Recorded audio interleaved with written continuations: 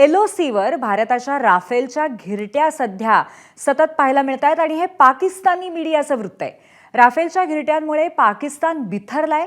रात्रीच्या वेळी भारतीय विमानांची गस्त सातत्याने असल्यामुळे पाकिस्तानची झोप उडाली आहे असं सांगण्यात येत आहे। अर्थात ही सगळी माहिती पाकिस्तानी मीडियाने कथित केलेली आहे आणि LOCवरती भारताच्या राफेलच्या घिरट्या सध्या त्यांना पाहायला मिळत आहेत आणि या घिरट्यांमुळे पाकिस्तान बिथरला आहे, पाकिस्तानची झोप उडाली आहे अशा आशयाची माहिती कळते। भारत पाकिस्तान तणावाच्या पार्श्वभूमीवर सध्या युद्धसज्जता ही सातत्याने दाखवली जाते, गस्त घातली जाते आणि याच पार्श्वभूमीवर आता ही जी माहिती येते त्याबद्दल आपण अधिक माहिती घेऊया। आपल्याला माहिती देत आहेत सूरज सावंत। सूरज, नक्की काय माहिती आहे, ही नक्की काय अपडेट आहे आणि त्याचबरोबर अशा पद्धतीची कुठली माहिती भारतीय सूत्रांकडनं सुद्धा आपल्याला मिळाली आहे का?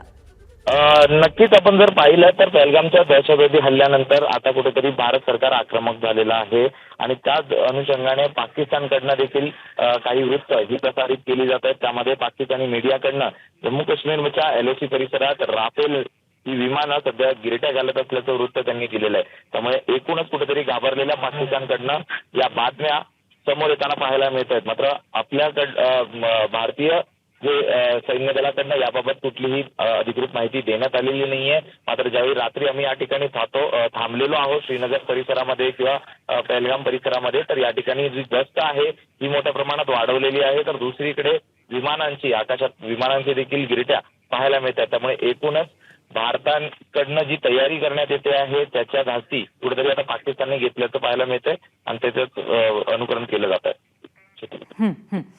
नक्कीच सूरज, त्यामुळे एकंदरीतच भारताचं कुठेतरी एक एक पाऊल पुढे पडत आहे आणि या सगळ्या कारवाईच्या बाबतीमध्ये भारत सक्रिय आहे हे सुद्धा दिसून येते। धन्यवाद आपण दिलेल्या माहितीबद्दल। ABP माझा, उघडा डोळे बघा नीट।